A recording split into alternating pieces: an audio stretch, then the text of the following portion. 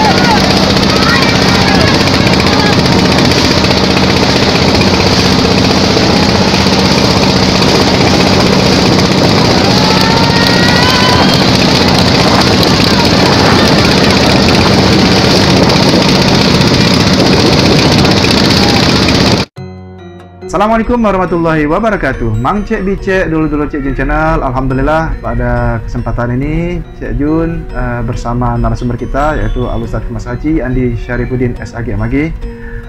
Pada kesempatan ini Cek Jun akan berbicara banyak tentang adat istiadat, kebiasaan daripada masyarakat Palembang ya dalam menyambut Hari Kemerdekaan Republik Indonesia atau yang biasa kita sebut menyambut 17 Agustusan ya. Jadi kalau dalam setiap memasuki peringatan hari ulang tahun kemerdekaan Republik Indonesia, masyarakat Kota Palembang itu sering mengadakan kegiatan-kegiatan. Nah, di antaranya yang akan kita bahas ini adalah kegiatan perlombaan bidar. Yang tentu saja perlombaan bidar ini menjadi suatu suguhan ya, tontonan bagi masyarakat Palembang yang sangat dinanti-nanti. Bukan hanya bagi masyarakat Kota Palembang, namun juga menjadi daya tarik bagi masyarakat luar Kota Palembang, terutama yang berada di sekitar, baik dari dusun-dusun, dari kabupaten-kabupaten yang berdekatan dengan Kota Palembang, untuk sengaja datang menghadiri dan menonton perlombaan bidar yang dilaksanakan di Sungai Musi, untuk menggali lebih dalam daripada sejarah sejak kapan ini perlombaan daripada bidar ini. Ada baiknya kita bertanya langsung kepada narasumber kita yaitu Al-Ustadz Kemas Haji Andi Syarifuddin SAG MAG. Assalamualaikum Ustaz. Waalaikumsalam. Alhamdulillah Ustaz, kami terima kasih dari Cek Jun Channel telah diberi kesempatan untuk menggali lebih dalam mengenai daripada sejarah daripada perlombaan bidar ini Ustaz. Bisa bercerita kepada pemirsa Cek Jun Channel supaya pemirsa Cek Jun Channel lebih bisa mengetahui sejak kapan ini perhelatan daripada lomba bidar ini telah berlangsung di Kota Palembang ini? Ya, baiklah, para pemirsa Cek John Channel yang beriman. Sebetulnya ada tradisi kebiasaan wong Palembang zaman Krehin itu sebetulnya masih banyak kita jumpai, masih diadakan atau dalam momen-momen yang tertentu, misalnya terutama sekali di dalam bulan Agustus ini misalnya, menyambut hari kemerdekaan negeri kita ya. Nah, salah satunya adalah lomba bidar. Lomba bidar ya. Lomba bidar. Lomba bidar. Nah, kita ketahui bahwa zaman dulu itu dikenal ada dua bidar, dua jenis bidar, dua macam bidar. Pertama, bidar negeri. Bidar negeri. Ya, bidar negeri. Bidar negeri ini semacam perahu pencalang. Perahu pencalang ini adalah perahu yang biasa digunakan oleh sultan untuk berpergian jauh. Oh, pencalang sebetulnya. Pencalang. Pencalang itu. Ya, pencalang itu artinya mencal ya, lalu ngilang. Nah, saking cepatnya tadi. Cepatnya perahu itu melaju. Karena didayung oleh para pendayung yang sudah terlatih dan handal pada pekerjaannya itu kan. Iya, betul. Nah, perahu pencalangnya atau bidar negeri itu dia mempunyai atap. Oh, jadi bidar dulu ada juga yang memakai atap itu? Ya, itulah bidar negeri tadi. Iya, bidar negeri itu dipakai oleh raja, sultan, keluarga sultan untuk bepergian ya, untuk melindungi ya, itu dari hujan panas gitu ya. Ada atapnya itu kan. Nah, itu. Yang kedua itu bidar lomba. Bidar lomba. Ya, bidar lomba. Bidar lomba inilah yang biasa ya untuk dilombakan, dipertandingkan dalam momen-momen atau event-event yang tertentu, ya. Misalnya dalam menyambut hari besar misalnya, atau juga hari kemerdekaan kalau sekarang ini kan hari kemerdekaan RI. Nah, biasanya bidar ini yang sekarang ini itu biasanya didayung oleh puluhan orang itu. Satu bidar itu puluhan orang tuh, banyak itu. Iya. Bisa sampai dari 30 sampai 50 orang itu kan. Artinya cukup panjang bidar ini. Panjang besar ya. Karena bidar itu kan ada yang ukuran kecil, ada ukuran sedang, ada juga ukuran yang besar. Nah, itu ya. Nah, jadi lomba bidar ini tidak terlepas dari sejarah juga ada. Itu ada sejarah yang melatar belakangi dari lomba bidar ini. Iya, betul. Itu pada waktu ini sejarah legendanya ya. Pada waktu Palembang itu diperintah oleh Aryo Dila pada abad ke-15 itu ya. Artinya sebelum kerajaan Palembang nih berarti? Sebelum ada. Ya. Di abad ke-15 itu. Nah, Aryo Dila ini mempunyai saudara. Ya, saudaranya namanya Aryo Carang.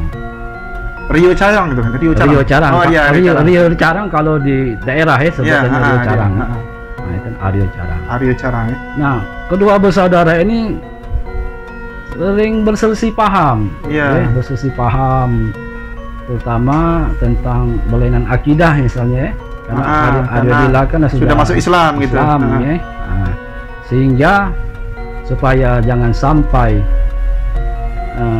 perselisihan ini menjadi runcing, mengakibatkan nanti huru hara dan sebagainya dan merugikan rakyat Palembang pada waktu itu, sehingga Aryo Carang ini dia memilih untuk keluar dari negeri Palembang. Jadi mengalah istilahnya tadi. Mengalah, dia keluar ke negeri Palembang, maka beliau ini berkelana dia dari dusun ke dusun, dari daerah-daerah ke Uluan Palembang. Nah, sampai terakhir dia menetap di suatu perkampungan ya, dan membentuk suatu kampung itu di daerah sungai, anak sungai Musi Ya. di Uluan Palembang ya, di Uluan Palembang. Nah, Rio Carang ini mempunyai seorang anak perempuan, Ya. anak gadis cantik ya, jelita. Nama anaknya ini Putri Dayang Merindu. Wah, ini ceritanya menarik ini karena nama Dayang Merindu ini Ustaz banyak disebut-sebut ya. Ya, tapi mungkin ini bisa dijelaskan juga Ustaz ini. Ya, Kayak menarik ini. Kita ya mengetahui siapa Iya, iya betul. Putri Dayang Merindu ini. itu. Ya. Nah, Dayang Merindu ini ternyata sudah dijodohkan, ada jodohnya tuh, dijodohkan salah satu dari pemuda juga sekampungnya itu, dijodohkan ya.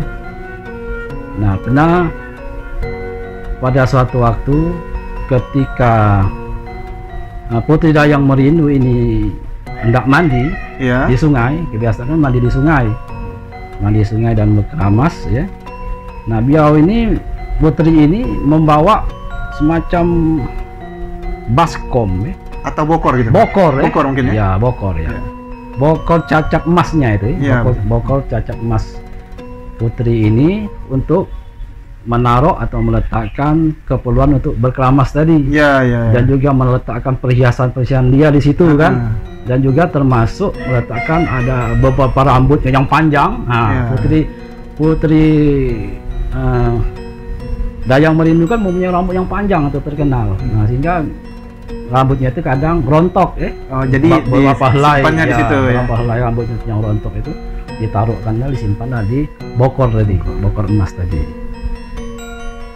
Nah, entah kenapa tiba-tiba tanpa sepengetahuan Putri Dayang Merindu, bokor emas ini ketika beliau lagi mandi kan bersama teman-temannya dan dayang-dayang yang lain, kemudian bokor emas ini hanyut terbawa arus sungai, terbawa arus ke Sungai Musi, ya, ke Sungai Musi, dan terakhir bokor emas ini terdampar di tempat pemandian para raja-raja Palembang.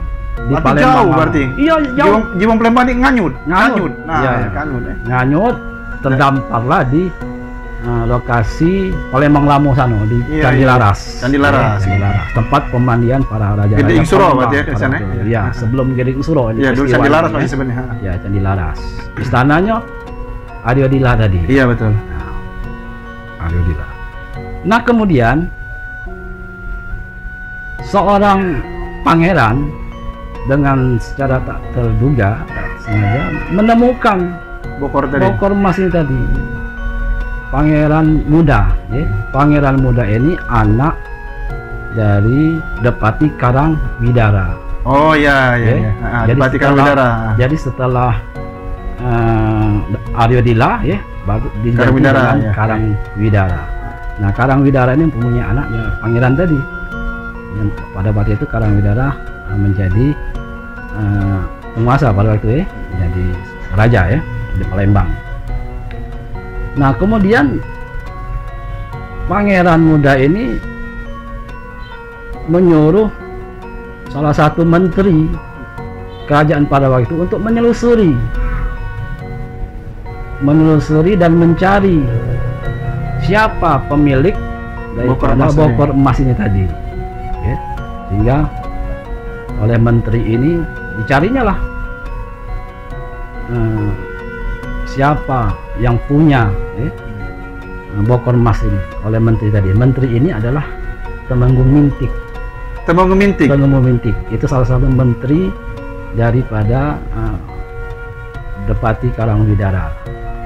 Itu kalau salah masih zuriat Senenggiri ya, Temenggung Mintik. Iya, anaknya Senenggiri. Nanti Temenggung Mintik inilah yang melahirkan Sultan-Sultan Palembang. Buyut-buyutnya masih kena ngerejek ya. Nah, itu nanti melahirkan itu kan Sultan Palembang. Pada saat itu kota Palembang ini masih di bawah kekuasaan mana pada saat itu? Itu beralih setelah dari Demang Lebar Daun ya. Iya, iya. Demang Lebar Daun, kemudian Aryodila, sebab Aryodila kan menikah dengan anak Demang Lebat Daun. Aryodila kan masih keturunan dari Raja Majapahit kan ya? Ya. Nah, dia kemudian diganti dengan oleh Adipati Karangwidara. Karena pamannya juga itu termasuk yang ada tadi kan. Apa namanya? Aryodila tadi kan? Ya. Nah, jadi ketemulah siapa pemilik Bokor Emas tadi. Ini dilaporkanlah kepada pangeran tadi, Pangeran Mudoni tadi, melapor bahwa pemilik Bokor Emas ini adalah seorang putri yang sangat cantik jelita, yang mempunyai rambut yang panjang, sangat panjang. Karena di Bokor itu kan ada rambutnya, ya. Ada rambutnya kan. Nah, kemudian maka Pangeran Mudo ini mengutus keluarganya untuk melamar. Oh, jadi berasan, berasan tuh. Melamar putri tadi, Putri Dayang Merindu. Diajaklah keluarganya tadi dengan membawa gegawaan. Gegawan ya. Nah, gegawan seperti tenong. Nah, jadi ada istiadat gegawan, tenong dan sebagainya. Sudah mulai. Sudah mulai pada waktu itu menjadi tradisi adat Palembang ya. Nah, lengkap berarti sudah dibawaannya. Iya. Nah, sampai berjumpa atau bertemu dengan Putri Dayang Merindu tadi, namun kenyataannya lamaran tadi ditolak oleh karena dengan alasan Putri Dayang Merindu itu sudah dijodohkan. Oh, sudah tunangan. Sudah ada jodohnya. Iya, betul. Yes. Teman sekampungnya tadi. Nah, mendengar hal itu, Pangeran Mudo ini jadi murka, kecewa dan murka dia. Murka malah. Jadi murka. Akhirnya apa? Malu istilahnya. Iya. Pangeran ditolak lamarannya. Di lamarannya. Kamu tidak tahu apa? Aku dengan banyak pegawaan dan pasukan. Pasukan itu. Ngawal kan? Raja Palembang ini kan pangeran. Iya, betul. Nah, jadi dia ditantang oleh tunangan si Putri Dayang Merindu tadi, namanya Dewa Jayo. Iya, Dewa Jaya. Ditantangnya untuk bertanding ilmu pencak silat. Duel. Ya, siapa yang menang, dia yang berhak menjadi suami daripada Putri Dayang Merindu itu. Sudah, duel dia. Tidak kata yang kalah dan menang, sama-sama kuat, sama-sama hebat, tak terkalahkan. Nah, kemudian pertandingan pencak silat itu diubah menjadi pertandingan lomba perahu bidar. Lomba perahu bidar. Siapa yang duluan sampai ke garis finish, tempat tujuan, dialah yang menang. Nah, kemudian digelarlah lomba bidar tadi dari Ulu Palembang tadi ke ibu kota, sampai ke Ilir ya? Sampai ke Ilir, ke Palembang Lamu sana. Sehingga kedua ini mengeluarkan tenaga ekstra, mengeluarkan sekuat tenaga itu, sehingga akhirnya keduanya ini kehabisan tenaga. Kedua-duanya kehabisan tenaga, menjadi lemas kan? Lemas, akhirnya tewas. Tragis sekali berarti ceritanya. Tragis. Tidak ada pemenang, justru malah keduanya tewas. Iya, tewas. Diposil tenaganya, diposil untuk mendayung siapa duluan sampai. Ternyata memang sama imbang. Tapi terkuras tenaganya sehingga makanya lemas dan akhirnya meninggal. Kedua-duanya. Keduanya itu. Nah, melihat peristiwa itu, kemudian Ratu Putri Putri Dayang Merindu tadi merasa sedih dan menyesal. Mungkin gara-gara diolah kalian, itu kan menyesal. Jadi dia menghadap raja, kata Putri Dayang Merindu, untuk keadilan ini aku rela untuk menyerahkan jiwa ragaku untuk kedua yang telah meninggal tadi. Aku juga rela kalau badanku ini tetap dipotong dari dua bagian. Potong Dua bagian. Satu dikuburkan, dimakamkan bersama pangeran muda tadi. Ya. Yang separuh lagi untuk Dewa Jaya tadi. Saking menyesalnya tadi. Saking menyesalnya. Ya. Nah itu. Nah, kemudian kata raja ini mengangguk. Nah, kemudian dia menyuruh menterinya tadi, yaitu Temenggung Mintik, untuk mengeksekusi. Maka dipotonglah Putri Dayang Merindu oleh Temenggung Mintik, dipotong.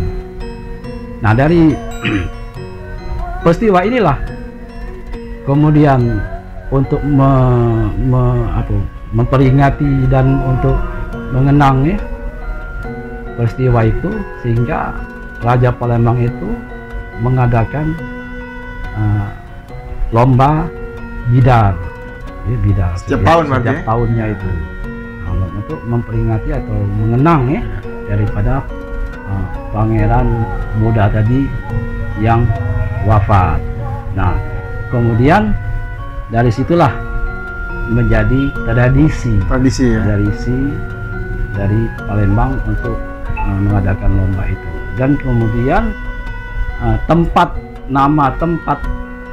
Putri Dayang Merindu tinggal tadi, tempat dia berkeramas tadi, nah itulah disebut orang sekarang ini Sungai Keramasan. Jadi keramasan itu ada hubungannya dengan Putri Dayang Merindu. Putri Dayang Merindu karena dia berkeramas di situ. Jadi wajar kalau memang rute daripada perlombaan bidar itu memang dari arah sana. Jadi memang mengadopsi perjalanan lomba bidar di masa itu ya, ketika perlombaan itu ya. Dan konon ya, peninggalan atau cacat bokor emas Putri Dayang Merindu ini itu tersimpan di dalam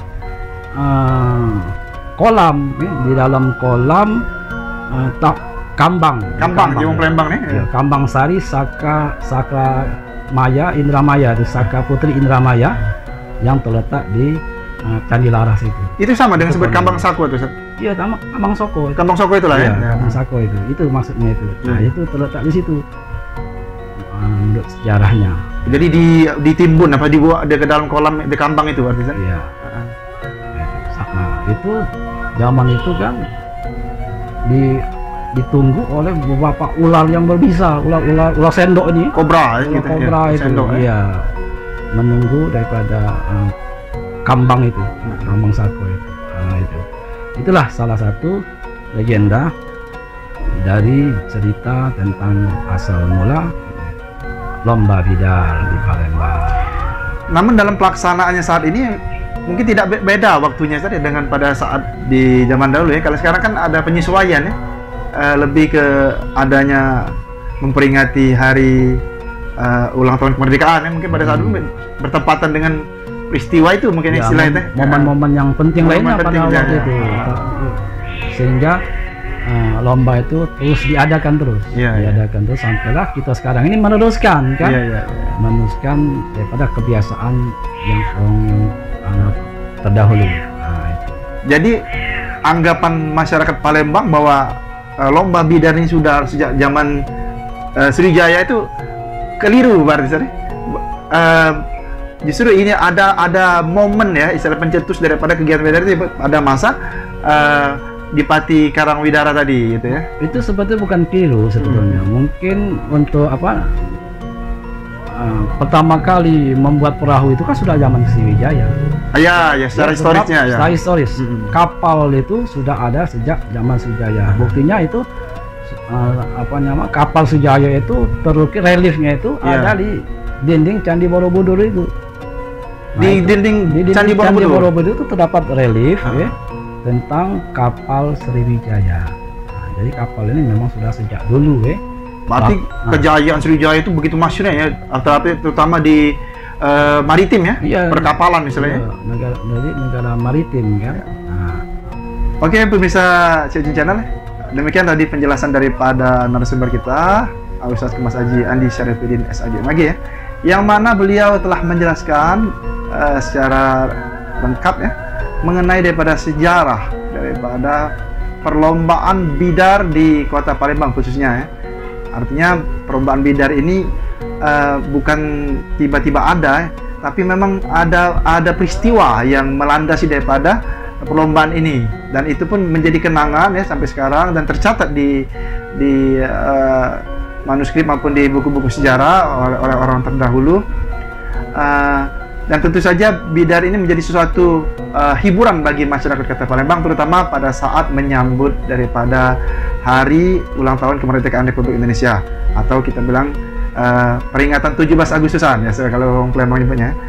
Dan pada kesempatan lain Cik Jun Channel akan membahas mengenai permainan tradisional daripada anak-anak di Palembang yang mungkin anak-anak zaman ini sudah tidak mengetahui lagi jenis-jenis dari permainan tradisional. Tentu saja ini hal menarik bagi kita yang ini sebagai suatu nostalgia, kenangan kita ketika masih kecil itu sempat mengalami daripada memainkan permainan-permainan tradisional ini.